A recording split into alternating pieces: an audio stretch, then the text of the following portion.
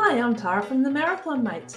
It's that time of the year where we are thick into the World Marathon Major Cycle, where it seems that every couple of weeks there is a major marathon occurring somewhere in the world.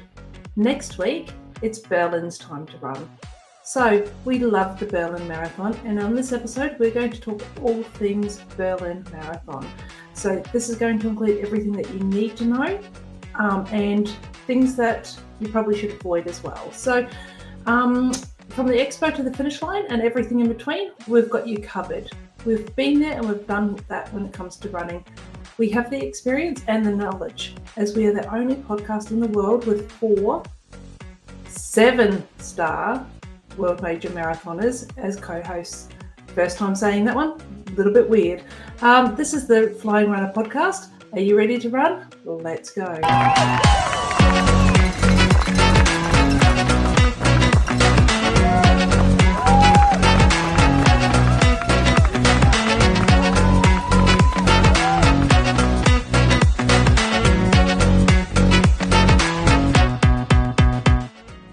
Hi everyone and welcome back to the Flying Runner.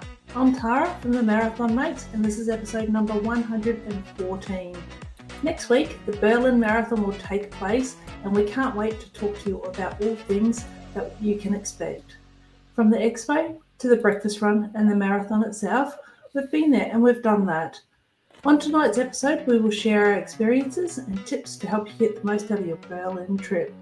But before we do any of that, let me introduce you to my Marathon Mate co-hosts tonight. I've got Tony and Tim.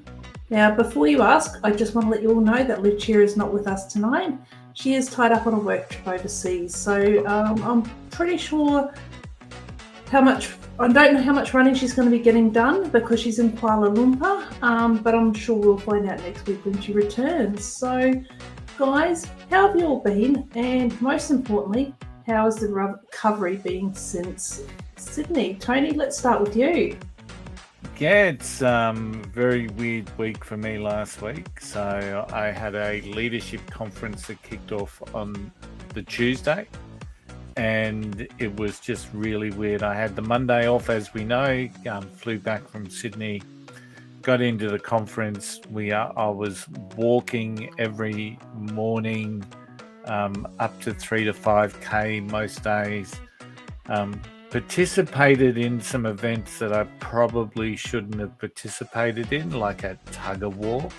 And I've had a bit of a wrecked back ever since. But got out on the weekend. I ran 10K. It really is now just about trying to understand what pace I've got to get to get to help and support Sharon get under 6 hours for Amsterdam. So I ran 10K just one-on-one, one-on-one jeffing just to get that pace into my head, and 10K 1 hour 15. So basically for every 10K we've got to do it under 120.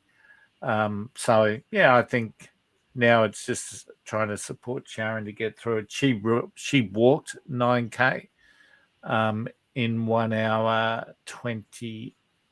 So we've got a little bit of work to do, but at this stage, yeah, that was our weekend. That was our training, and it's all systems go, I'm hoping. So the good thing with Amsterdam, and this is something that our listeners may not know, it's probably one of the only major marathons. When I say major, like it's not a world major, but it's a big marathon. There's 30,000 people running it, but you can sell your tickets through the official exchange, so your marathon spot. So if push comes to shove and Sharon doesn't believe that you'll get around in that time, we can always put our ticket up for resale. So, and then we'll just go on a holiday. So we'll see how we go. That will be very weird having a holiday without a run. So fingers crossed everything goes well for her. Yep. Yeah. Excellent. Tim? Wow, we've had an eventful time, Tara, haven't we? We only got back from our holiday after Sydney on Saturday, and tonight's Monday, so we've only been back a couple of days. We had a great holiday or runcation after the marathon. Spent a few days in Sydney doing the beach things around Bondi, and then the zoo thing one day, going over to Taronga Zoo and going to Manly Zoo, before we then got in the car and drove up into the Blue Mountains and spent a number of fabulous days up in the Blue Mountains. So highly recommend the Blue Mountains to anyone who hasn't been to Sydney or been to the Blue Mountains before. It was fantastic. Be warned though, it's lots of walking, lots of trails, lots of up and down hills, but it was just fantastic and we had a really good time. Didn't do much in the way of running while we were away, other than a shakeout run, I think, on the Wednesday in Sydney before we departed for the Blue Mountains, and then we did a park run on Saturday up in the Blue Mountains, which was fantastic. And Tony, you're going to laugh because we always joke around every time we go to a park run, we find somebody that we know, and this was not the same here. Our good friend Mark Simpson came up to Lawson to run park run with us, which we knew Mark was coming up for, and we had a good time running with Mark. But randomly out of the blue, John, one of our running mates from Brisbane here that we know, just happened to turn up. He didn't know we were going to be there. We didn't know he was going to be there. And there he was at Lawson Park Run. So pretty awesome to experience that. But at the same time, the park run itself was a trail park run on the trails there. Reminded me very much of Bunyaville, our home park run. 100% trail, rolling hills. The hills aren't as big as Bunyaville. It had a creek crossing, didn't it, Tara? But very much similar to Bunyaville, and we loved it and had a really good time catching up with Mark and John up there. It was, I think, what was it, 7 degrees, but with a real feel of 1.2 degrees or something like that at the start of 1.6. So, but yeah, no, we're back now, and we're now in full sort of recovery mode. We're not putting any effort into our training. We've only got one more race left this year, and that's the GC50, which is a half marathon for us down the Gold Coast in the middle of October.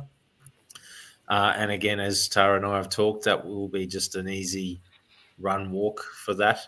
We're not going to put any effort into that. Our bodies are wrecked at the moment. Particularly for you, Tara, you've had your pacemaker fitted 4 months ago. You had a month off in recovery from that. And since then, you've run 2 marathons, 3 half marathon races, 2 10K races, and 2 5K races, plus numerous park runs and training as well. So you're fatigued. I'm fatigued. I've done all that with you, plus more.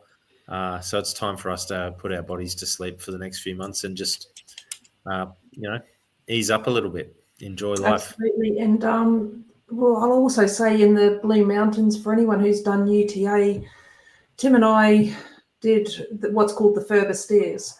So the Further Stairs is straight up and down the mountain, and you've got like over 1,000 stairs that are vertical. And as somebody who was afraid of heights, it was very, very tough. But it was even tougher the next day on your glutes and your legs when you knew about it coming back up. So that was a lot of fun. Yeah, we had a lot of fun down there. But Tony, I believe you've got some talk about the Sydney Marathon medal being sold. Is that right? Yeah. I just wanted to have a little bit of a quick chat around some of the stuff that's happened since Sydney. Now, overwhelmingly, I think the influencers that did come to Sydney have really enjoyed themselves and given Sydney some glowing feedbacks and commentary, and none more so than Mr. Robert Weng himself. I think he was probably the biggest encourager and biggest supporter of the Sydney Marathon. So, but it was interesting because I was listening to Mike Kafusi, who is one of the biggest influencers out there, and he ran a 3:13, so that's pretty good pace for for Mike and for that particular course. So, but some of the things he noted was very interesting. So, and funnily enough, we talked about naked running. So, just before he took off at the start line, he's got a habit of tightening his wrist, his watch on his wrist. And in this particular time, he tightened it just a little bit once too often and broke a clip, which meant that he had to run without a watch. So I thought that was interesting, and his whole concept was to hang around then or stay in front of the 3:15 pacer. So obviously did him well. But, there's Sydney medals being sold on eBay. I find that really interesting. Why put yourself through all that just to sell it? Who knows what circumstances people are in? And I get that, and everyone's got the right to do whatever they want to do. And at the end of the day, if it's going to go in a shoebox in the bottom drawer, well, why not get some cash for it? But I find the ones that are up for sale are all coming out of the US, so maybe it's a little bit to pay for the trip. I don't know, but Kafusi also mentioned some things around the start village and mentioned that there were no men's urinals, and I think that's a really interesting point, because there were men's urinals, they just weren't signposted really well. So I think that there's a real message there for the Sydney Marathon organisers, that you are actually doing the right thing, just no one knows you're doing the right thing, and trying to limit the lines. And just the other two bits that, and once again, just a very quick, because I know that this is quite an emotive subject at times, but there was a person found to, at least one person, and Sydney Marathon have or determined that there have been more than one, but there were a number of people that have cut the course and then claimed that they completed the course. And as we know, we've run the course, and there are ample opportunity to do that. But once again, it's just a mindset that I don't really understand. Why sign up for 42 Ks if you know that you're going to cut out the 5K Centennial Park loop, because it's possible. So, but it did also bring up another conversation, didn't it, Tim, about the concept of redirection, because in Sydney there were redirection points that the paces were, when certain parts of the course closed, and then people will put on the I suppose the shortcut to the finish line. And I don't know if a lot of people fully understand everything that goes in, but according to Lucia, those people still were able to cross the finish line and get a medal, which I find fascinating. Yeah, we saw that firsthand, where you come back at 28 Ks and then you turn right into Moore Park, in front of the Sydney Cricket Ground there, or the Sydney Football Stadium, or whatever you want to call it. And at that point, when we were coming back out, just after we saw you and Sharon, Lucia and the 7-hour pacers had just gone through that area. So they were the end of the race. So anyone behind them that was still on the road and still running that hadn't been pulled off were redirected to just keep going straight down Flinders Road, or whatever it is, Moore Park Road, whatever you want to call it. So they were joining into the course at 28 Ks, 28 and a half Ks, when we were at 37 Ks at that point. And they just blended into the rest of the runners and kept on running. So when they got to the finish line, they would have still been seen by officials and everyone else to be a runner who's crossed the finish line, and therefore would have received a medal. So I don't know how they would have differentiated them by saying, no, you don't get a medal. So those people presumably would have taken the medal. Maybe they didn't take the medal. I don't know. For me, I wouldn't take the medal because I didn't earn it. But some of those people probably did take it, but they would have ended up as a DNF, I would imagine, because they didn't hit all the timing mats through Centennial Park, the 30K one, and then the 35K one, which is in Centennial Park. Yeah, it's I know in Melbourne they've got a redirection along St Kilda Road for the and you've got to hit it at a certain time. And Sharon and I, when we ran Melbourne in 2019, we missed it by 2 minutes or something. So they send you back to, once again, you're joining in with the masses, so much so that my daughter's sent me a message at when we've crossed the 30K mark and said, you guys are doing so well. And I had to have a laugh. I said, that's because we've missed 8 kilometers or something. So, and then you do loops outside the MCG while and they put a wristband on you, so they know which ones have been redirected. So, so maybe it's a question to our listeners. If you know people that got redirected, let us know what the process is. Were there any notes taken on numbers or how it works? Because we'd love to know, just to help others as we continue to build our library around marathons.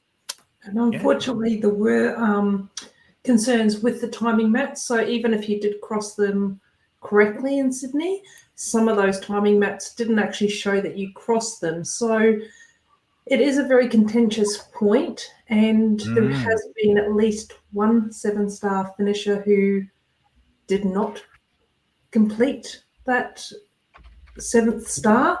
However, he is listed as a 7-star finisher now. So there's a lot of contention about that, unfortunately. So I think they've DNF'd him now. They have DNF'd him? Okay. I believe so, yeah. But the timing is a really funny one, because you and I, we both know we started side by side and we both finished side by side, yet we have a 15-second time difference between us. Now, we could go get that corrected if we wanted to or whatever, but we don't really worry about the times. It's all about the finish lines, as we say. But there was a 15-second discrepancy between us. Now, how many other people had a discrepancy in Sydney? So it is probably one of those things they need to improve on, is the timing mats and the timing mechanisms that they have in place. And once again, just on that, you mentioned that the other day, so I went and checked Sharon and my timing, and it was interesting because with Sharon, she missed the 15K timing mat and the 35, and I missed the 10, the 15, and that's it. So I got every other one. So it's weird because we're both pretty much running together, crossing the same timing mat, yet it's picked Sharon up on some of them and not me, and then it's picked me up and not Sharon. So, and I do know that you're the same as Tim and I, where we make a very pointedly mark to make sure we cross that line properly. So yes. Anyway, thanks, guys. So we're going to talk about the news, because I think we've blabbered on enough about Sydney, which was a week ago now. Let's talk about the news. So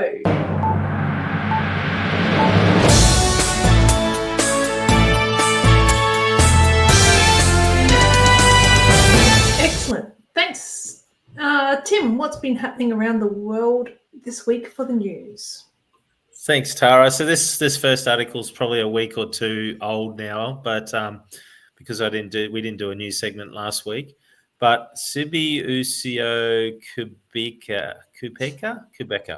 has become the first person in the world to run 100 kilometers in under 6 hours, completing the distance in 5 hours, 59 and 20 minutes, which just puts us to shame for our marathon in Sydney when we did 42 kilometres in 6 hours. So taking place at the Nardo Ring in southern Italy, which is a 12.6 kilometre circular track used by Porsche for their testing of their cars.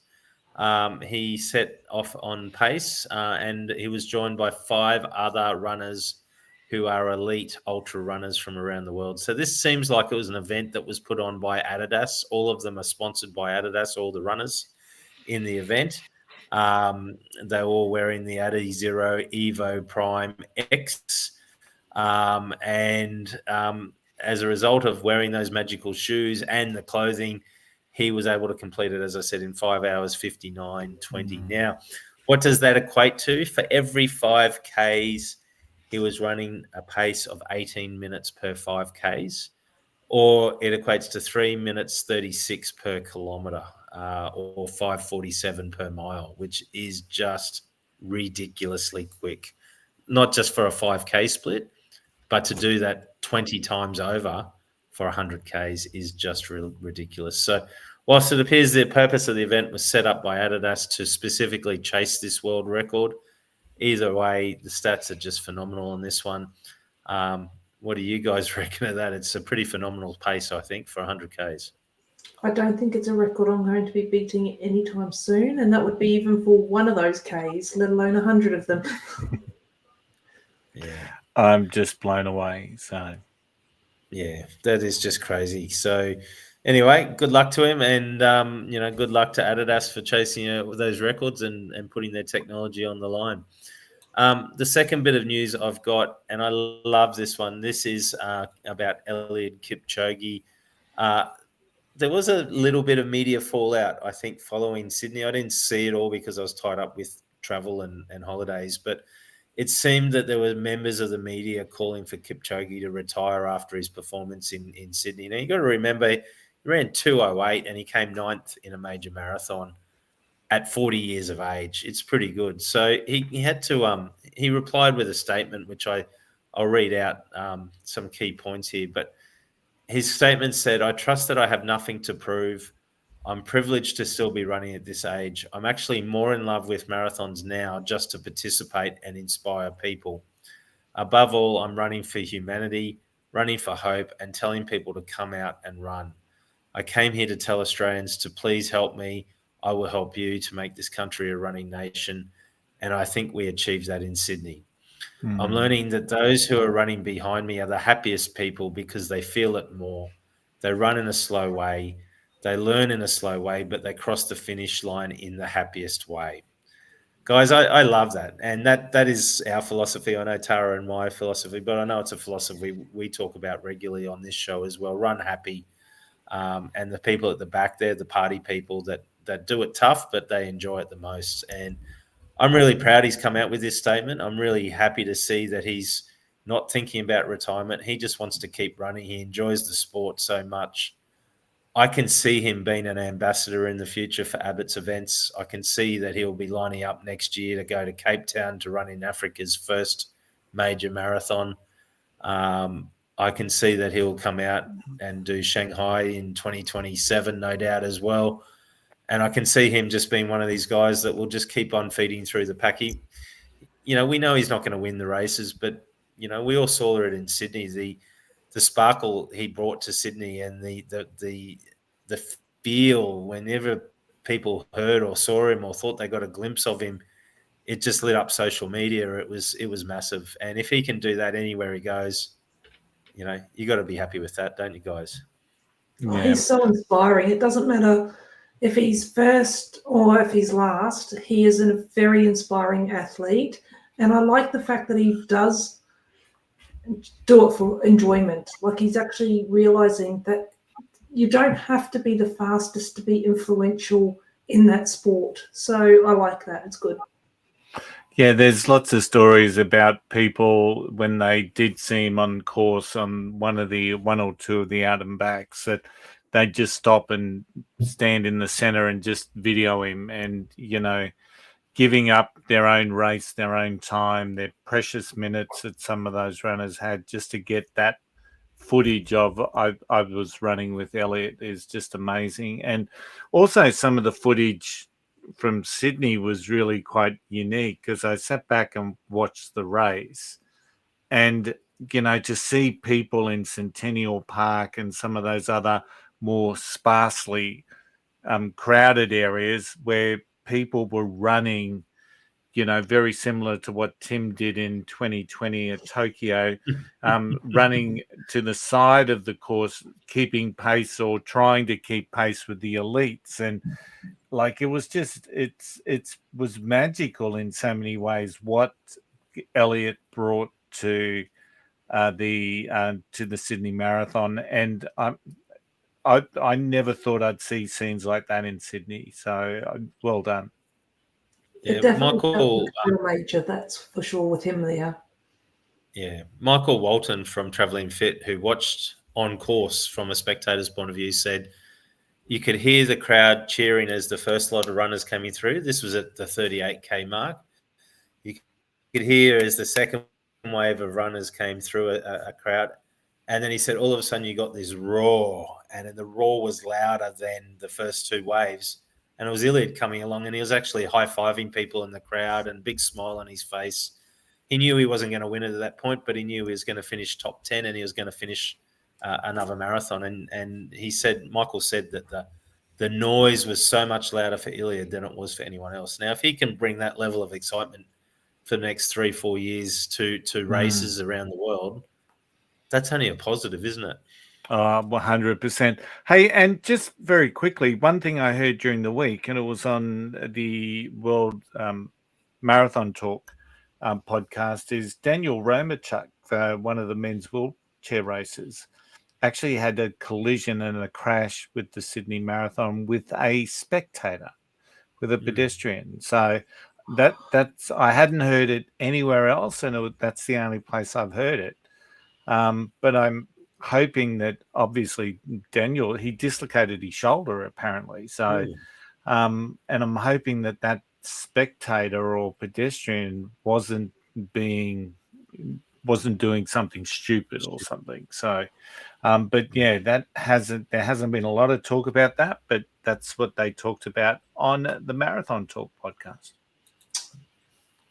Excellent. And I'm that's assuming news. Yep. Thanks, that is Tim. The news this week, Tara. Excellent. Thanks for that, Tim. All right, runners, buckle up because we are going to be taking a virtual flight to Berlin with our good friends, Reese, Sharon, Ross, Jed, Kay, and I apologise for anybody else that I may have missed because my brain is scrambled and fried because it's my first day back.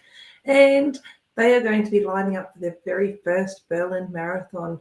So, as with all marathon weekends, we always start with the Expo. Now, this year's Expo is actually in a new location. We had ours in the Flughafen, which is the airport. And Tony, can you provide the listeners with a detailed list of what we do for the Expo now? Because I know you love them. Yeah, I thought Tim was talking about the Expo. Oh, is it Tim? Okay, fair enough. Tim, you can talk it about definitely says Tony. But anyway, I'm happy to talk about it, and you can jump in. You're right, Tara. We normally do. In the past, the expos have always been held at the Tempelhof Flughafen, which is the old airport to the south of Berlin City. This year, it's been hosted in a convention center at the Messe Berlin Convention Center. The expo itself will run from Thursday evening from 3 p.m. to 8 p.m., from Friday the 10 a.m. to 8 p.m., and then on Saturday from 9 a.m. to 7 p.m. So it'll be interesting to see how the expo goes this year, being in a new location. We do know in the past when we went to the old Tempelhof Flughafen Airport, there was a couple of factors that were critical there. Traffic getting in and out of it was always a nightmare, and you'd always be banked up in traffic when we went anyway. And then once you got in, it was an indoor-outdoor expo in old hangars, which was pretty cool, pretty different, and some old planes there. But it was a little bit disjointed, and it had all these different areas split through the hangars and the outdoor area there. So this one is a lot easier to get to. It has public transport. There's the U-Bahn, there's buses, and the S-Bahn that go there. So the U-Bahn is the underground trains, and the S-Bahn's the surface trains. But they all within walking distance of there. Numerous expo exhibitors, all the usual things. And I guess from our experience with it, the exhibitors there were European exhibitors largely when we went there. They were products, some of them we hadn't seen before or heard of. Obviously, it is an Adidas-sponsored event, so there will be lots of Adidas merchandise. I did see a photo online of the Adidas finisher shirt, I think it is, that says Berlin 25 on the front of it. It was a bit, from my opinion, but I guess if I earned it and I went and got one, I would be very happy with it. So I think we've talked about it before enough about we all have different opinions on these things. But, that's my recollection of the expo and what it's about this year. I guess, Tony or Tara, you got any recollections of the expos?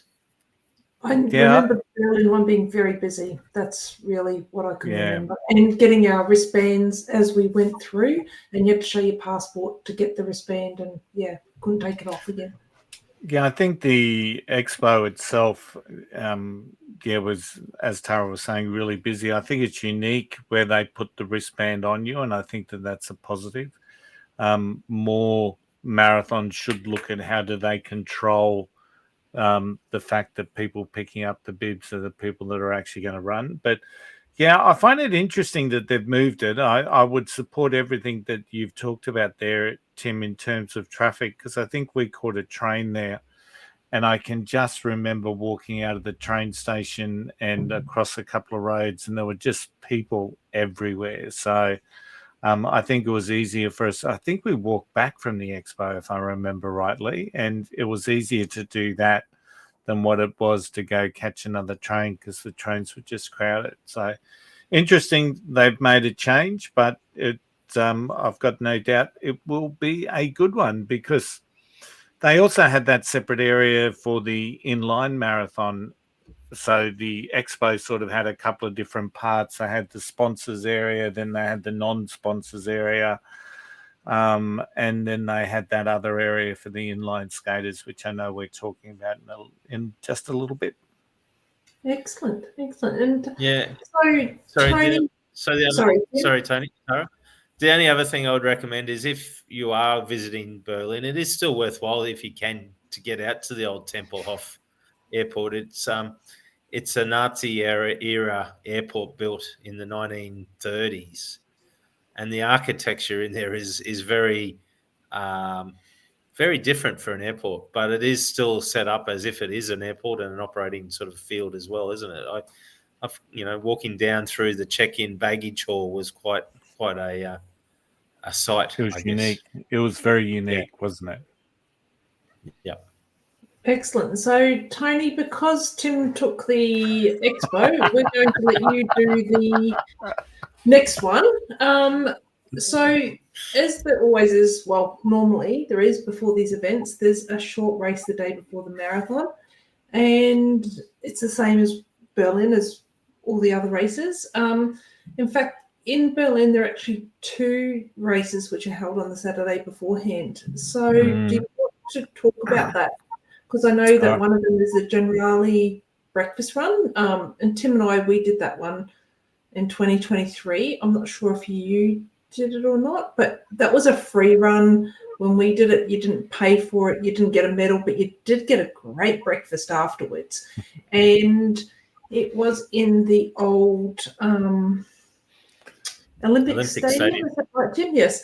Whereas now the course has actually changed. So I'll let you go into that one if that's all right, Tony. Yeah, absolutely. We Sharon and I ran a 40 run shakeout run instead of doing the breakfast run, and then we heard all about the breakfast run and the food that was on offer. So we thought, well, maybe we made the wrong choice.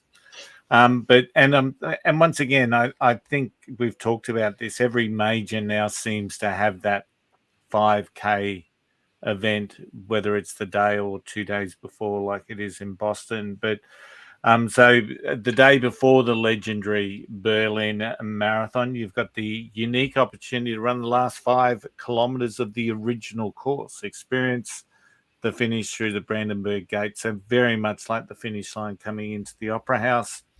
And yeah, so I think that's a positive. It's a historic course. The last few kilometers of the original marathon, it's whether you're a beginner, a professional runner, I would believe that there's going to be some level of gradings that you put in as you register for that. It's you get a medal. So I don't think you guys got a medal for the breakfast run. So it starts at 10 o'clock on Saturday, the September 20, 2025. The start is at Potsdamer Platz.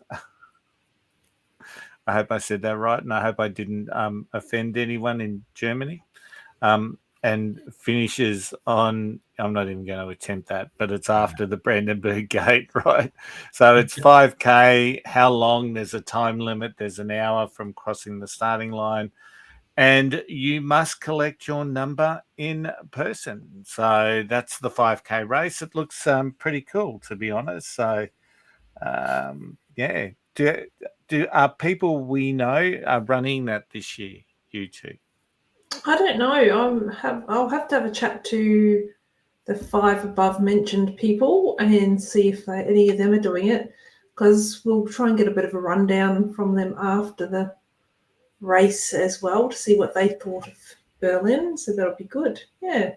As you said, though, it's the last 5Ks of the race, so you get to see the finish line of the marathon, and yeah, I'm not sure if I like that idea or not. I like the old one where we did finish inside the Olympic Stadium. It was a different course. Sydney, yes, we finished on the same finish line, but we actually ran a different course than what we run in the marathon.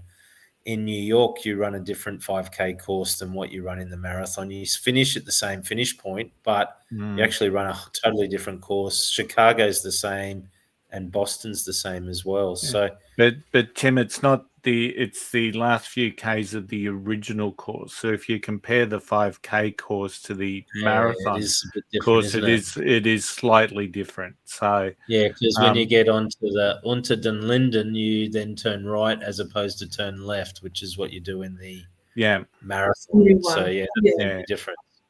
Yeah. Yeah. So, and then the other unique race that they do, and there's a couple of things here that I did not know, because the inline skating marathon, and I know you guys last time we were there went and watched the finish down through the Brandenburg Gate, and you guys were blown away by the pace. I honestly thought they did the full marathon course, but they don't, do they? It's 5 laps of a circuit. Not this year. When we were there, they did the marathon course. Yeah, I thought so. Yeah. So why would they have changed that? Probably to keep it in close so they can have a bigger crowd rather than shutting down all the roads 2 days in a row. The roads also might be better in that last lap or whatever that they're doing for inline skating, so it's not quite as rough and bumpy. And I know that the Berlin roads are amazing to run on, but maybe I don't know. I'm just throwing out. Yep. And some of the times are just incredible. Like, did I see that they've got a 1 hour and 8 minute? They're the people that start first. So with the timing of 1 hour and 8 minutes to do 42.2K. They were flying when we saw them. They're not like your rollerblades you get here. They are proper speed machine skates that they're rolling on.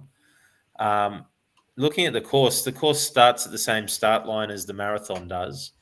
And remember, in the marathon, you go round the big roundabout where the monument is, and we then sort of turn off to the right. They keep going up a little bit, turn back, and do a few loops of that straight section. So I would imagine that's so they can keep all the crowd tight in one area, and then their final loop, they come back and do the final sort of 5Ks of the marathon and finish through the Brandenburg Gate, which is a different course, but it will allow them to have a lot of speed and allow them to be able to really get some big crowds, particularly in and around the Tiergarten there and Brandenburg Gate. Yeah, it's going to be huge. That's going to be awesome. And I believe, and I don't know how it works now, but I think when we were running the marathon, if you completed the inline skate the previous year, you could actually get a guaranteed entry into the Berlin Marathon the following year. So wow. I don't know if that's still the case, but that used to be the case when we did it. So and I believe that they're going to get fruit, water, and the obligatory alcohol-free beer like we get as well, Tim. Is that right? They get all those perks as well. No, it's going to be interesting. But I do recommend it. Anyone who is in Berlin and looking for a quiet place where you can just sit down for an hour or so and just watch the world scoot by, it's really exciting to sit there and watch them go past. Yeah, absolutely. The other thing that's interesting, Tara, is that everyone's responsible for counting their own 5 laps, and they give you a little that you'll receive a wristband with a clip at the race material pickup. Move the clip further along the victory column with each lap. So let's hope that our friends at Marathon Investigation don't have anything to chase up where someone's only done 3 laps and whatnot. So Maybe Yeah. that's how they're getting that 1 hour and 8 second or 8 minute time. Missing a few laps. It brought back memories of doing the loops at the Melbourne Marathon, and they marked your wristband every time you did one of the 8 loops. So yeah. Oh. The other thing with it is dragging is allowed in that, so they do get into long lines, and you just watch these lines just snake all over the road. It's very much like a Tour de France where they're all tucked in behind each other, but going super fast. So yeah, it's exciting to watch. It is very exciting to watch. We watched it from outside a hotel that is famous for Michael Jackson hanging his baby out the window, if I remember correctly. That's how I remember where we were. It's a good spot. If you Google where that hotel is, that's a good spot. About 100 metres outside of the Brandenburg Gate. So. There you go. Anyway, back to the real subject of, now I think we're up to Tim since we're swapping questions around. Tim, let's talk about the marathon itself. As we know, the marathon is held on Sunday, the 21st of September. The race starts and finishes at the Tiergarten, which is central to Berlin. So, Tim, what are the starting corrals like? Excellent. Thanks, Tara. There are a number of starting corrals, and it's really important that you understand where you are within those corrals. There is, I guess, step back a little bit. There are 4 waves for runners, and the waves for the runners start from 9:15 a.m. Prior to the runners kicking off, there are hand bikers and wheelchair athletes as well. The best way to get to the Tiergarten and to the start line, if you're not locally available to walk there, is by use of public transportation. Your bib number is valid from September 18 to September 21st, which is race day, as a ticket for public transportation. So you get free travel every time you show your bib in public over those days. And you must, of course, carry your bib number with you on course. For security reasons, only athletes are allowed into the corral areas or into the Tiergarten area. It gets very crowded in that Tiergarten area, as we remember. And they do check everyone that goes in there for their bibs to make sure they've got their bibs in there, on there. As I said, there are 4 corrals. The first corral starts at 9:15. The second one is at 9:45. The next one is 10:10, and the last corral is at 10:40. Each runner will be allocated a starting corral within those waves, and they're labelled from A through to K. So it's that 11 corrals. Corrals A, B, C, and D will kick off in the first wave at 9:15. Corrals E and F will kick off at 9:45. G and H will kick off at 10:10, and then J and K will be at 10:40. There is drop-off available for participants who've booked clothing drop-off, but to be honest, you don't really need to drop a bag at the end. Every participant, if you've got it marked on your bib already, you will get a bib. You'll get a poncho at the end if it's marked on your bib, and you will then get a poncho at the end, which will mean you don't really need a bag drop anyway if you're getting a poncho. But yeah, that's really the pre-race stuff. Now, I know you guys, I know Tony particularly, like me doing the description of the course. Do you want to give me the description? Are you happy for me to continue on? All right. I'll describe something before you go into the description. Just in those starting corrals, they are a party. They actually have very good toilets in the corrals, so don't stress once you've been pushed out of the starting area. They actually have a lot of toilets in the corrals that you're in. But when you're in your corrals, it's a big party. They've got big screens so you can see the start of the race. They have got music. They have got everything that you would like in that starting corral. And I remember them singing songs, and they were getting the whole crowd going and making us move left to right to warm up and everything like that as well. Is that my right recollection of the right race? Yep. And doing the Viking clap and all sorts of things. But despite you saying there's lots of toilets there, for some reason everyone wants to go in the bushes in the Tiergarten, and there is usually a lot of poo and wee and everything else in the Tiergarten. But there are plenty of toilets. Use the toilets in your corrals to avoid the Tiergarten poop that others do. So All right. yeah.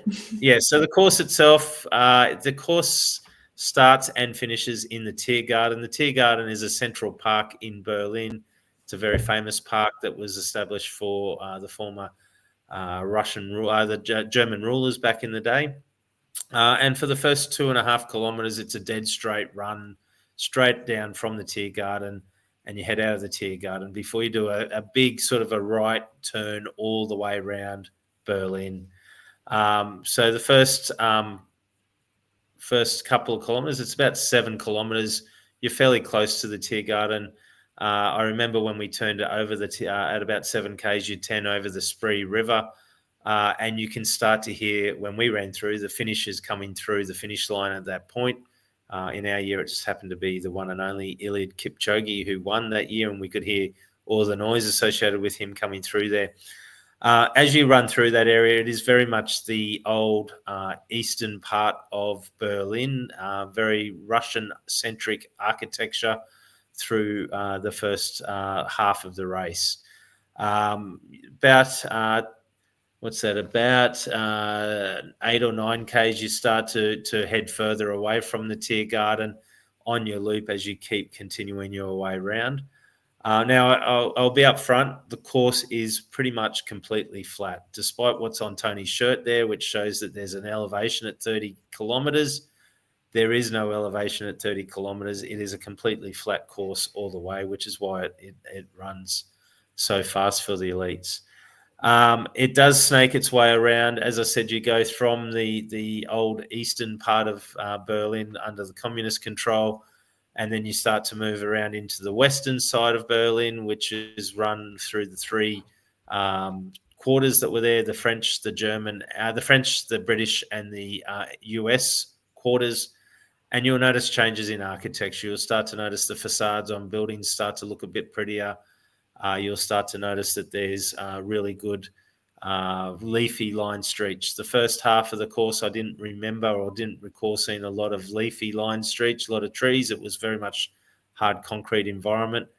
But coming over to the western side, good shade, and that was one of the things that we found when we were running on it, was that it was a hot day, and we had to find shade on the course to try and cool us down. And once we got onto the western side of Berlin, it was a lot shadier. And as I said, the course keeps winding its way around in a big clockwise loop of Berlin before you ultimately come back towards the finish line. You do a couple of dog legs through the last couple of kilometres. At 40 k's is basically you turn left. 40 k's, you run a couple of 100 metres, you turn left, then right, then left, then right, then left, and you're back onto the main Unter der Linden, which is the main street heading towards the Brandenburg Gate. And at that point, you've probably got about 300 or 400 metres until you run into the Brandenburg Gate. But the race doesn't stop at the Brandenburg Gate. You've still got another 400 or 500 metres beyond the Brandenburg Gate, which, depending on how you look at it, it can be the toughest 400 metres of the race, or it can be the most exciting. The crowds are cheering you on at that point. The finish line's not too far. You've gone through the Brandenburg Gate. You know you're going to make it. And for Tara and me, it was all excitement at that time. And I think, Tony, you recall Haley, I think it was, and a couple of others yelling out to you at that point as well. So really good crowds along the way. The crowds are very supportive. Good music from the crowds. Lots of refreshments on course. The course itself, drink stations are at 5, 12, 17.5, 22.5, 27.5, 32.5, 34.5, 38, and 40 kilometres. They do a Morton drink mix on course at 9, 15, 20, 25, 30, and 36 kilometres. And at 27.5 k's, there's the Morton gels. But please don't rely on the Morton gels if you're a back of the packer.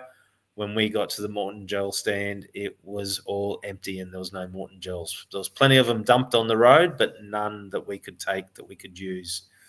The other good thing that they have there is they have fruit on course. They do have bananas, Tara, which we loved at the time. They do have tea and they do have water, and all of that is really well signposted across the site as you're running. You'll see the signs as you're running towards them. And that is really my description of the course. Berlin, you've just got to also remember that as you're coming up towards the Brandenburg Gate, there is a few parts that have got step-ups on them. So they actually have put wooden platforms over those. So be careful not to trip as you're coming just before the Brandenburg Gates. Be aware that they are there, and just look down a little bit is my number one recommendation there.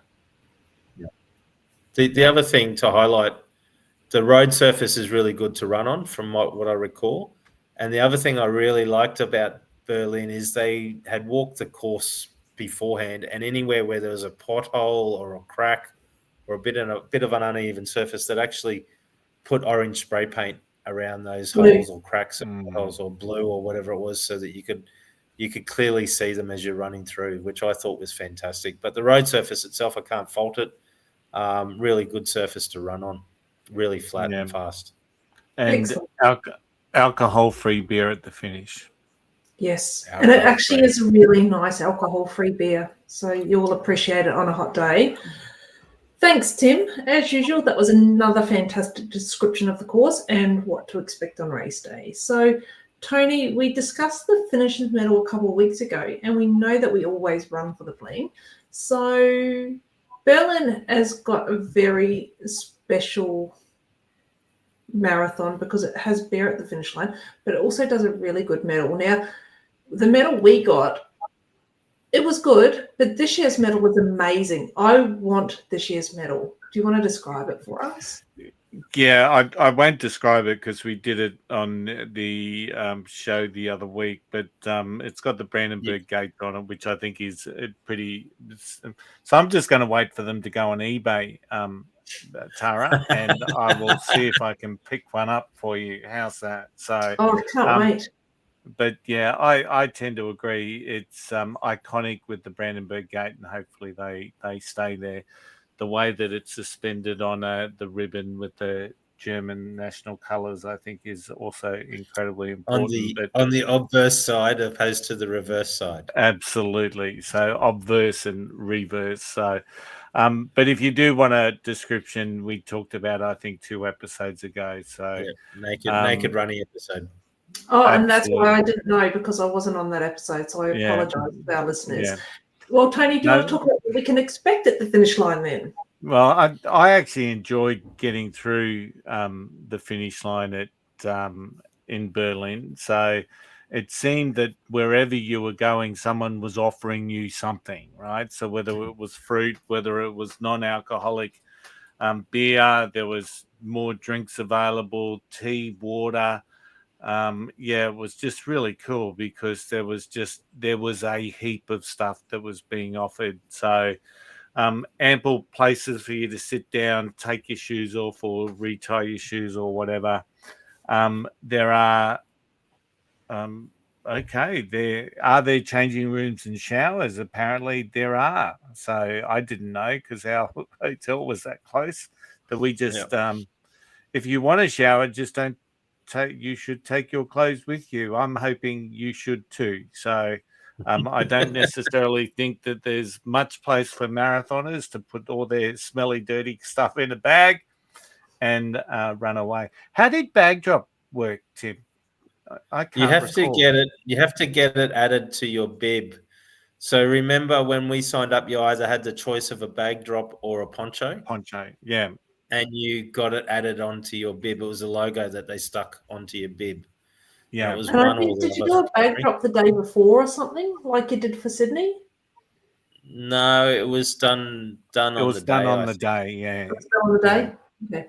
Yeah. And the other good thing is and when I say good thing, it's a strict thing. When you leave the area, you can't get back in. So if you leave the area early, bad luck because you're not getting back in. So, but the thing is, it is a long walk once you go through the finish line and you start to then go through all those goodies and you get to the beer tent. It is a fair walk through all that process, but at the same time, there's plenty of space afterwards to just sit down on the grass, have your beer, take it all in before you leave the area. The other thing to note, I don't know if they're doing it. I presume they're doing it this year. They don't have the timing chips on the bibs. Yeah. Remember, we actually had to technically hire a timing chip, which you then picked up at the expo. You had to tie it to your shoelaces. And then before you left the park, you then had to hand it back. And if you didn't, you got charged €100 fee or something if you didn't hand it back. So I I'm think pretty sure they still timing do the chips same. are now on the bibs. Yeah, I believe so. The last year was our year. Yeah. Oh, okay. I think Tara's right with that. Yeah, it's not like Tokyo. Tokyo, you have to still have that timing chip on your feet. Berlin no longer does it. So yeah, but in Tokyo you keep it, whereas there you have to rent it. Yeah, and they're all different. They're all different. Yep. And I found that interesting because there were just people walking around with these big buckets that you put them in with no acknowledgement of, oh, yes, that's number 525. That matches back to this bib number. So the threat of the €100 fine, I think, was a little bit overboard. Did Tokyo have bibs? Timing chips on your feet? Did they? Yes, timing chips on your feet because I turned mine into a key ring. Okay. That's interesting. One of these things. Oh, there you go, Tim's. Unless you didn't get that. Maybe your year you actually got it on your. Yeah, ours was on the whatchamacallit, the bib. Yeah, no, the little plastic one. We got one for 2020 as well somewhere. Yeah, interesting. There you go. All right, maybe they've all caught up to modern times and we're all now on bibs. Yep. Yeah. Excellent. Alrighty. Thanks, guys. It's always great to talk about Berlin Marathon. Brings back some great memories, and I'm getting a lot of FOMO, actually. I'm looking forward to hearing about what Reese, Sharon, Ross, Jed, Kay, all of them. I would love to know how they went, and I'm looking forward to seeing their stories. And that wraps up our Berlin discussion. So I guess we go to our tip from Tim now. Is that right? But before we do, can I just I jumped onto Daniel Romanchuk's Instagram, and I'll just read it out. It was a memorable race, beautiful city, fun course, amazing crowds. Unfortunately, I had the first DNF of my career due to a pedestrian who made the unwise decision to dart across an active race course right while Tamaki, Suzuki, and I were going downhill at 25 miles per hour. The person and I collided, causing me to tip over and skid. A huge thank you to bystanders, volunteers, and staff who helped me after the crash. So I'm very sad to see that happen in Sydney to one of our elite wheelchair athletes. So. And this is the reason why. Do not dart across a marathon course, even if you think you've got time to do it. There is crossways for that purpose. Do not cross a live marathon course. That wheelchair would not have tickled when it hit the pedestrian. No. And I know from personal experience, if you hit another person when you're running, it hurts the person that is walking more than it hurts the person running. So any people that think that they should be crossing a marathon course, don't. It's like crossing a live highway with cars. Just don't. Excellent. Tim, let's talk about your tip for this week. Lace up tight, real snug. Feel the ground like a friendly hug. Run past worries, leave them behind. Chase the wind, see what you find. Tim's tip, just keep your pace. No need to win, no need to race. Feel the earth, feel the sky. Tim's tip says just give it a try. Thanks, Tara. My tip this week is a simple tip. Go to Berlin, run Berlin. We love Berlin.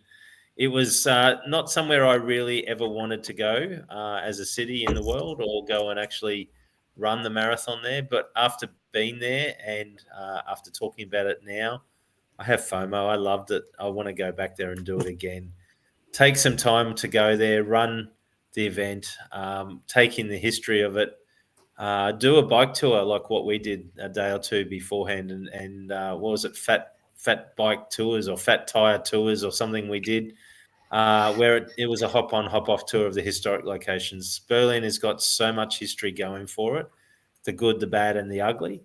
And it is very much an important history to understand and learn. And as you're running, taking that in as you run around the city, knowing where you are on the course, whether you're on the eastern part or the west part. It's pretty easy to understand when you're running, but we loved it. So my tip this week, very simple: go to Berlin, run the marathon, have some fun. And learn some history before you go. And even if you can just learn a couple of words in German, thank you, goodbye, hello, it makes a big difference. Even if you don't sound the way you should with the right accent, they appreciate the fact that you're trying. They'll give it a laugh and correct you, but they think it's funny and they appreciate you for trying.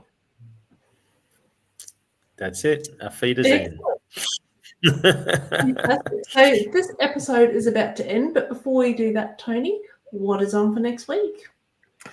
Thanks, Tara. Next week, we're going to be doing some research and talk to you about races that we would love to do, but races you've never heard of. So once again, we've all been given a research target.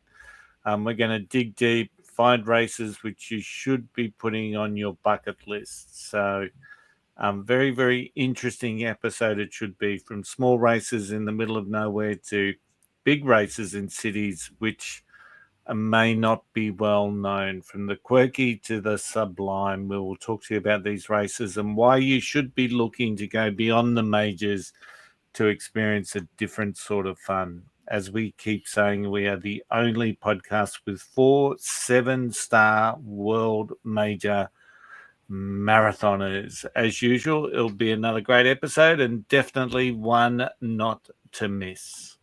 Excellent. Thanks, Tony. And it does sound weird coming out of your mouth. It feels weird, doesn't it, to say 7 stars rather than 6 stars? We'll get used to it. We'll get used to it, yes, absolutely. That's it for this week. And as usual, girls and guys, if it was fun, just guys tonight, it was fun to reminisce about our Berlin experience. We'd like to wish all of our listeners, including Reitz, Sharon, Ross, Jed and Kay, sorry, I'm trying to think of all the names, who are competing next weekend in Berlin, and the best of luck on this fast and flat course. Tim and Tony, I wish you all the best this week, and I can't wait to catch up with you all again next week, with Lucia, of course. We love making this podcast for you, our listeners. Let us know what you think. Message us on Instagram, Facebook, or email us at happyrunning@flyingrunner.com. And if you've got any running tips or any suggestions of what you'd like to hear, send them in. We'd love to hear it. We're always happy to change our run schedule around to fit in a new subject if you'd like to talk about that. You can watch this episode on Spotify and YouTube, or listen on Apple, Amazon, and all other major platforms. Every step counts. Keep running, and we'll see you next time. We'll see you next time on the Flying Runner podcast. Happy running. Happy running.